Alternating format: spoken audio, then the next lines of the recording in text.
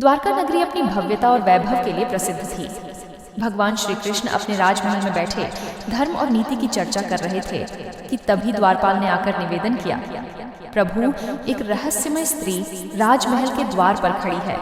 वह आपके दर्शन की इच्छुक है, परंतु उसमें कुछ है, उस आभा दिखाई दे रही है। श्री कृष्ण मुस्कुराए और बोले, उसे हमारे समक्ष लाओ।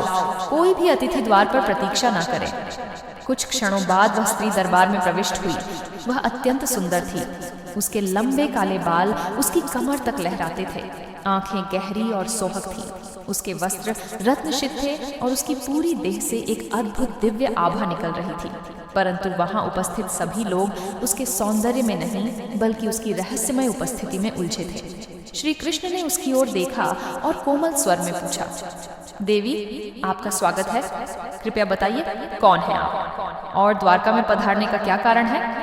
वह स्त्री मंद मुस्कान के साथ बोली, हे द्वारकाधीश, मेरा नाम यक्षिणी है।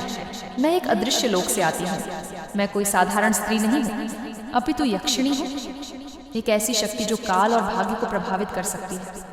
मैं आपके पास एक विशेष कार्य हेतु आई हूँ। श्री कृष्ण ने ध्यान से उसकी बात सुनी और बोले, यक्षिणी, तुम जो भी कहना चाहते हो निसंकोच कहो। यदि यह कार्य धर्म और सत्य से जुड़ा है तो मैं अवश्य सहायता करूंगा। यक्षिणी ने गहरी सांस ली और कहा, प्रभु, मैं एक शाप से बंधी हुई हूँ। एक समय की बात है, जब मैं देवलोक में निवास करती थी। मेरी सुंदरता और शक्तियों के कारण अनेक देव और गंधर्व मुझे पाने की इच्छा रखते थे, परंतु मैंने किसी को नहीं किया। मेरे इस व्यवहार से क्रोधित होकर एक शक्तिशाली ईर्ष्या ने मुझे शाप दे दिया। हे यक्षिणी, तुम एक अभिशप्त लोक में निवास करोगी और जब तक स्वयं नारायण तुम्हारा उद्धार नहीं करेंगे तब तक तुम इस शाप से मुक्त नहीं हो सकोगी। दरबार में एक गहरा मौन छा गया। सभी आश्चर्यचकित थे कि यह रहस्यमय यक्षिणी कौन है और श्री कृष्ण से क्या चाहती है। श्री कृष्ण कुछ क्षण मौन रहे, फिर बोले, यक्षिणी, क्या तुम यह बताना चाहोगी कि किस अर्षि ने तुम्हें यह शाप दिया था और इसके पीछे का कारण क्या था? यक्षिणी की आंखों में एक दर्द भरी चमक आई। उसने कहा, प्रभु, वह कोई साधारण आर्षि नहीं थे। वे स्वयं महत्पस्वी दुर्वासा मुनि थे। श्री कृष्ण हल्का सा मुस्कुराए और बोले, आर्षि दुर्वासा के क्रोध से बचना अत्यंत कठिन है, परंतु उनके शाप में भी कोई ना कोई उद्देश्य अवश्य होता है। क्या तुम यह बता सकती हो कि उन्होंने यह शाप क्यों दिया? यक्षिणी ने सिर झुकाया और बोली, प्रभु, यह कथा अत्यंत पुरानी है। एक बार मैं देवलोक के एक उपवन में ध्यान मग्न थी। उसी समय दुर्वासा मुनि वहां से गुजरे। उनकी दृष्टि मुझ पर पड़ी। वे मेरी तपस्या भंग करना नहीं चाहते थे। वे बिना कुछ कहे आगे बढ़ गए, परंतु मैं उनके विचारों को पढ़ सकती थी। उन्होंने सोचा कि मेरी तपस्या के कारण मैं स्वयं को श्रेष्ठ समझ रही हूँ। इसी कारण उन्होंने मुझे यह शाप दे दिया कि मैं यक्षिणी बनकर एक अभिशप्त लोक में रहूं, और जब तक स्वयं नारायण मेरा उद्धार नहीं करेंगे तब तक मैं मुक्त नहीं हो सकूंगी। श्री कृष्ण ने मुस्कुराते हुए कहा, यक्षिणी, तुम्हारा उद्धार संभव है, परंतु इसके लिए तुम्हें कुछ परीक्षाओं से गुजरना होगा। क्या तुम तैयार हो? यक्षिणी की आंखों में आशा की किरण जगी। उसने सिर झुकाकर कहा, प्रभु, यदि आपकी शरण में मेरा उद्धार संभव है तो मैं किसी भी परीक्षा के लिए तैयार हूँ।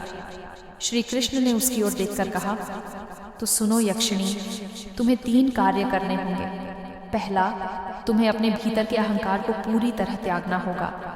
दूसरा, तुम्हें बिना किसी मोह और स्वार्थ के सेवा और प्रेम का मार्ग अपनाना होगा। और तीसरा, तुम्हें एक विशेष स्थान पर जाकर एक कठिन साधना करनी होगी जहाँ स्वयं ब्रह्मा, विष्णु और महेश की शक्तियाँ प्रकट होती हैं। यक्षिणी ने श्रद्धा से सिर झुका लिया और बोली, प्रभु, मैं आपकी हर आज्ञा का पालन करूंगी। कृपया मुझे बताइए, वह स्थान कौन सा है जहाँ मुझे साधना करनी होगी? श्री कृष्ण ने हल्की मुस्कान के साथ उत्तर दिया, वह स्थान कैलाश पर्वत के समीप स्थित अगम गुफा है। इस गुफा में तपस्या करना अत्यंत कठिन है, क्योंकि यहाँ माया, भय, मोह और मोहिनी शक्तियाँ साधक को विचलित करने के लिए प्रकट होती है। यदि तुम इन बाधाओं को पार कर सच्चे मन से ध्यान करोगी तो तुम्हारा उद्धार निश्चित है। यक्षिणी ने अपनी आंखें बंद की और गहरी सांस ली, फिर दृढ़ता से कहा, प्रभु, मैं इस कठिन साधना के लिए तैयार हूँ। कृपया मुझे आशीर्वाद दे कि मैं इन परीक्षाओं में सफल हो सकूं। श्री कृष्ण ने अपने करुणामय नेत्रों से उसे देखा और बोले, स्मरण रखना यक्षिणी, इस मार्ग में सबसे कठिन परीक्षा तुम्हारे मन की होगी। यदि तुम मोहमाया से मुक्त हो पाई और अपने भीतर प्रेम, त्याग और समर्पण का भाव जागृत कर पाई तो स्वयं काल भी तुम्हारा कुछ नहीं बिगाड़ सकेगा। अपने मार्ग पर अग्रसर हो, मेरी कृपा सदैव तुम्हारे साथ है। यक्षिणी ने हाथ जोड़कर भगवान श्री कृष्ण को प्रणाम किया और वहां से प्रस्थान किया। अगम गुफा की यात्रा यक्षिणी कैलाश पर्वत की ओर चल पड़ी। मार्ग कठिन था। पहाड़ों की ऊंचाइयों पर ठंडी हवाएं उसे रोकने का प्रयास कर रही थी, परंतु वह दृढ़ निश्चय के साथ आगे बढ़ती रही। अंततः कई दिनों की यात्रा के पश्चात वह उस रहस्यमय अगम गुफा तक पहुंच गई। जैसे ही उसने गुफा में प्रवेश किया, एक रहस्यमय आवाज, गंजी, और कहीं कौन हो तुम जो इस स्थान पर आई हो? क्या तुम जानती हो कि यह स्थान केवल उन्हीं के लिए है जो अपनी सीमाओं से परे जाकर सत्य को प्राप्त करना चाहते हैं? यक्षिणी ने साहस के साथ उत्तर दिया, मैं अपने शाप से मुक्ति पाने और श्री कृष्ण के आदेश का पालन करने आई हूँ। मैं सत्य और मुक्ति की खोज में हूँ।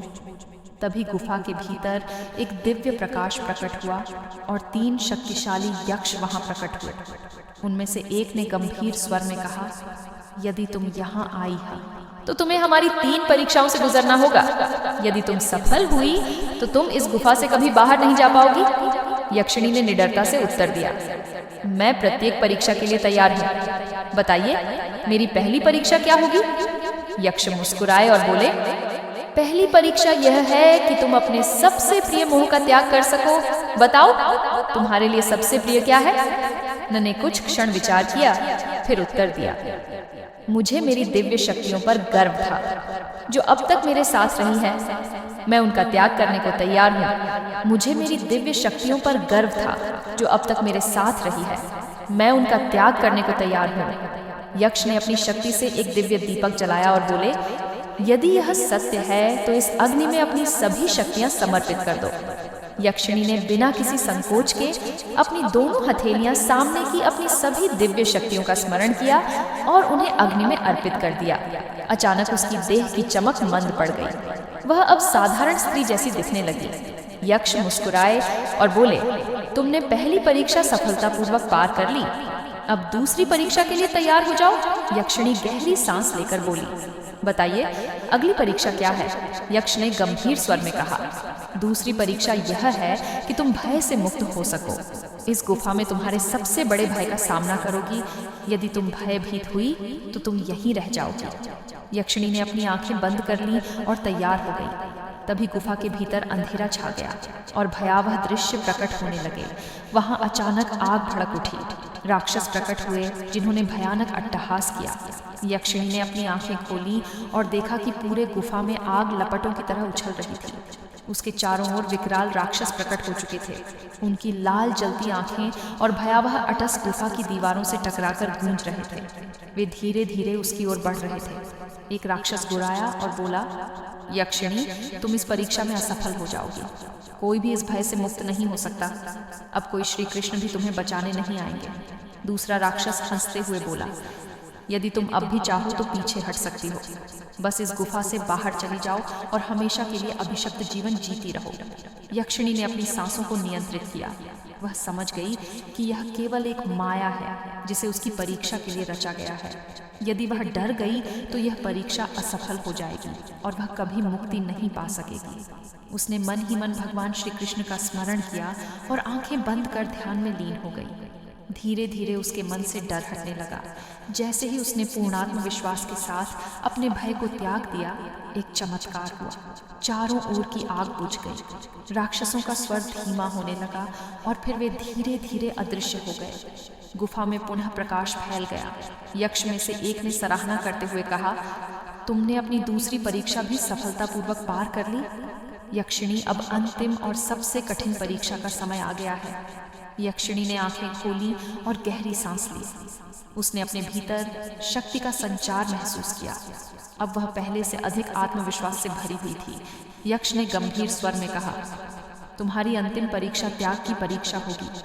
यदि तुम इसे पार कर गई तो तुम्हारा शाप समाप्त हो जाएगा। परंतु यह सबसे कठिन परीक्षा है। क्योंकि इसमें तुम्हें वह त्यागना होगा जो तुम्हारे लिए सबसे प्रिय है। यक्षिणी थोड़ी चकित हुई। उसने पहले ही अपनी दिव्य शक्तियां त्याग दी थी, अब उससे और क्या त्याग करवाया जा सकता था। यक्ष ने अपनी दिव्य दृष्टि से आकाश की ओर देखा और तभी एक अद्भुत दृश्य प्रकट हुआ। सामने एक दिव्य दर्पण प्रकट हुआ जिसमें यक्षिणी का संपूर्ण जीवन प्रतिबिंबित होने लगा। उसने अपने पूर्व जन्मों को देखा, एक यक्षिणी के रूप में, उसका वैभव, देवलोक का ऐश्वर्य और फिर दुर्वासा मुनि का शाप। परंतु फिर एक ऐसा दृश्य आया जिसने उसके हृदय को झकझोर दिया। उस दर्पण में उसे भगवान श्री कृष्ण का दर्शन हुआ। उनकी मनमोहक छवि, उनकी दिव्य मुस्कान और उनका स्नेह स्वर। यक्ष ने कहा, यक्षिणी, अब तुम इस जीवन में श्री कृष्ण से अत्यंत प्रेम करने लगी हो, परंतु यदि तुम वास्तव में मुक्त होना चाहती हो तो तुम्हें श्री कृष्ण के प्रति अपने मोह को भी त्यागना होगा। यक्षिणी स्तब्ध रह गई। यक्षिणी मन में कही, यह कैसे संभव है? मैं तो अपनी मुक्ति के लिए श्री कृष्ण के पास आई थी, उन्होंने ही मुझे यह राह दिखाई थी। अब यदि मुझे उनसे ही विरक्त होना है तो इसका क्या अर्थ है? यक्ष ने पुनः कहा, यह मोह भी तुम्हारी परीक्षा का एक भाग है।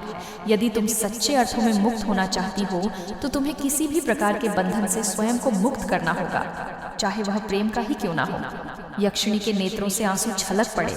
उसने श्री कृष्ण को पुनः स्मरण किया और विचार किया, प्रभु, मैंने पहले अपनी शक्तियां त्यागी, फिर भय को त्यागा। अब यदि आपको भी त्यागना आवश्यक है तो मैं इसे सहर्ष स्वीकार करती हूँ, परंतु मेरी भक्ति सदैव आपके चरणों में बरहे। उसने आंखें बंद की और अपने भीतर से श्री कृष्ण के प्रति लगाव और मोह को मुक्त कर दिया। जैसे ही उसने यह संकल्प लिया, गुफा एक दिव्य प्रकाश से भर गई। स्वयं भगवान श्री कृष्ण वहां प्रकट हुए। यक्षिणी, तुमने अपनी अंतिम परीक्षा भी पूर्ण कर ली, अब तुम अपने शाप से मुक्त हो। यक्षिणी भाव विभल हो गई। उसने भगवान के चरणों में गिरकर प्रणाम किया, प्रभु, मैंने आपको त्याग दिया, फिर भी आप मेरे समक्ष प्रकट हुए। श्री कृष्ण मुस्कुराए और बोले, प्रेम त्यागने से नहीं मिटता यक्षिणी, मोह समाप्त करने से प्रेम और भी शुद्ध हो जाता है। तुमने मुझसे प्रेम को नहीं बल्कि अपने बंधनों को त्यागा है, यही तुम्हारी सच्ची मुक्ति है। यक्षिणी की आंखों से आंसू बह निकले। उसने अनुभव किया कि वह अब हल्की महसूस कर रही थी। उसके चारों ओर का सारा भार समाप्त हो चुका था। यक्ष ने श्रद्धा से सिर झुकाया और बोले, अब तुम मुक्त हो। यक्षिणी, जाओ, अपने नए जीवन की ओर बढ़ो। यक्षिणी ने श्री कृष्ण के चरण स्पर्श किए और एक दिव्य प्रकाश में विलीन हो गई। प्रिय दर्शकों, यह कथा हमें सिखाती है कि सच्ची मुक्ति केवल बाहरी शक्तियों से नहीं बल्कि भीतर के मोह, भय और अहंकार के त्याग से प्राप्त होती है। श्री कृष्ण का सानिध्य हमें केवल तभी प्राप्त होता है जब हम सच्चे हृदय से उनकी शरण में जाते हैं और अपने संपूर्ण अहंकार का समर्पण कर देते हैं। अंत तक बने रहने के लिए आप सबका तहे दिल से धन्यवाद।